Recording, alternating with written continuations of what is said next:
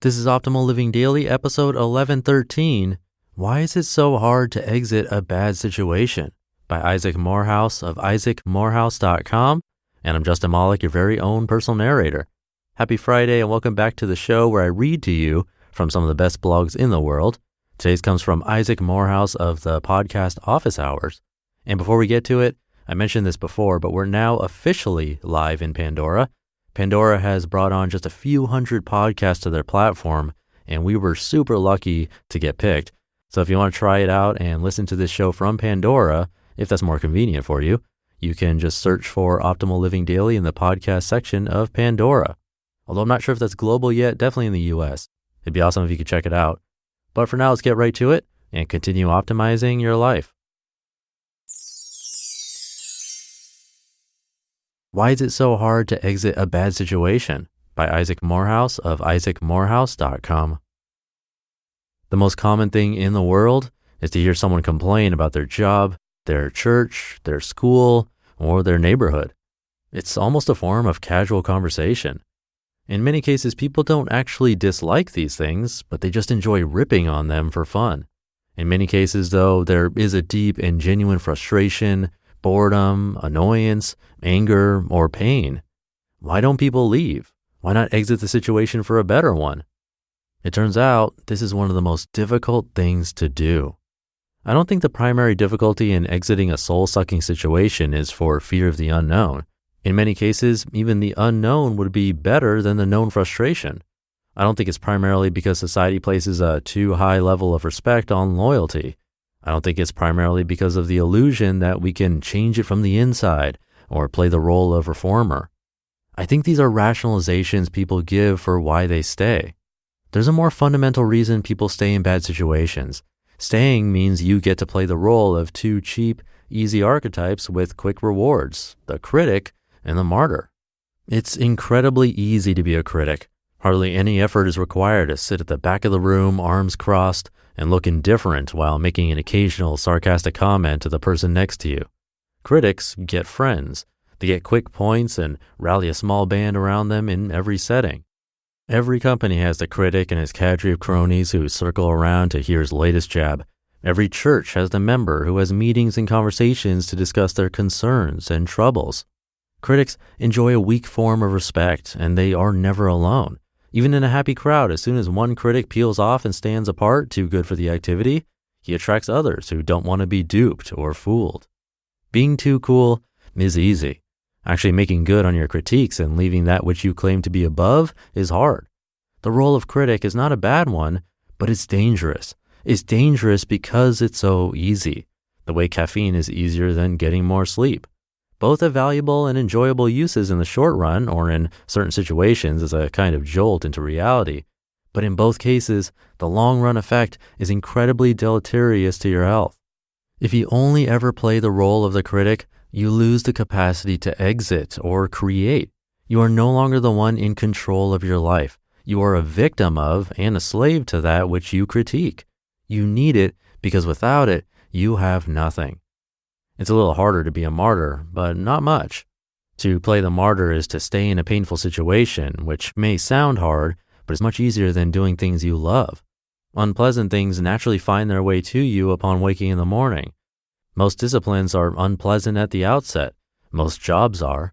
Most new people are a lot of work to befriend at first. The easy route is to give just enough of an effort to stay in a situation, but never fully engage and never simply exit.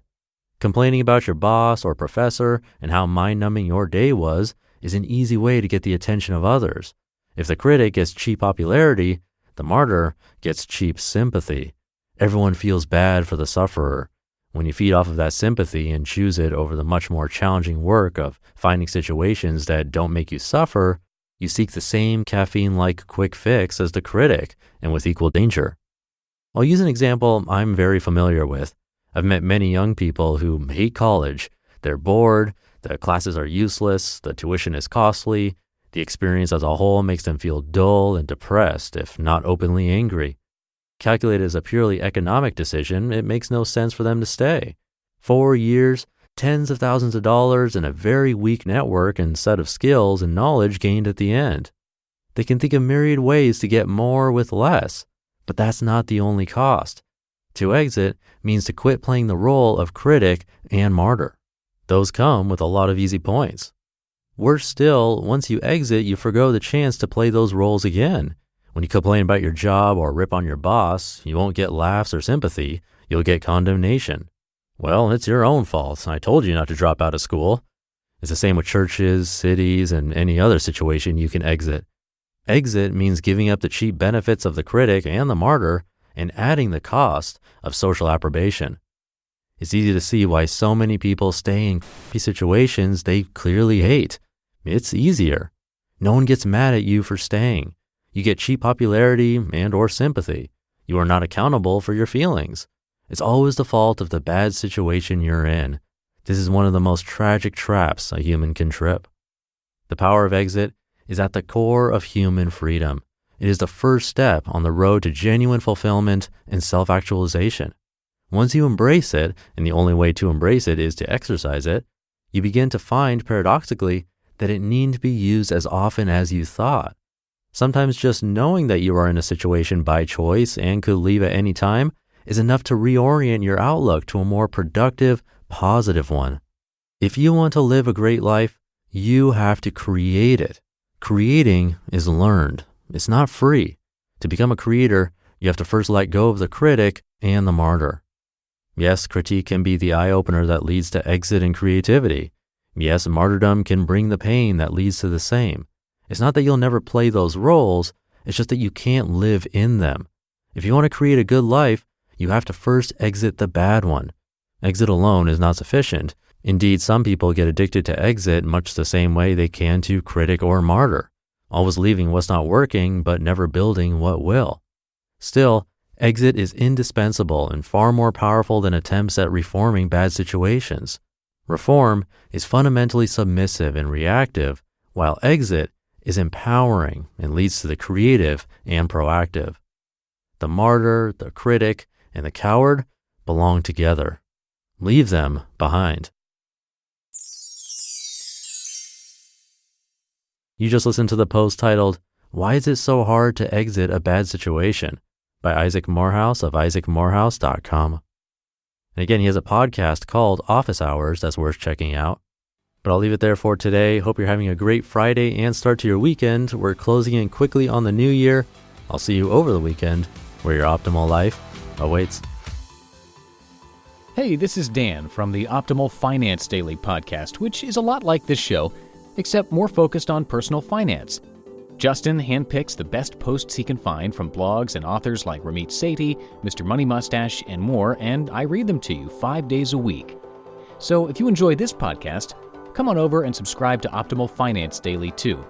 And together, we'll optimize your financial life. You've been listening to Optimal Living Daily. Be sure to hit the subscribe button to stay up to date on each new episode and head to oldpodcast.com. That's OLDpodcast.com for a free gift as well as more actionable tips and resources to help you maximize your potential. Thanks for joining us, and remember, your optimal life awaits.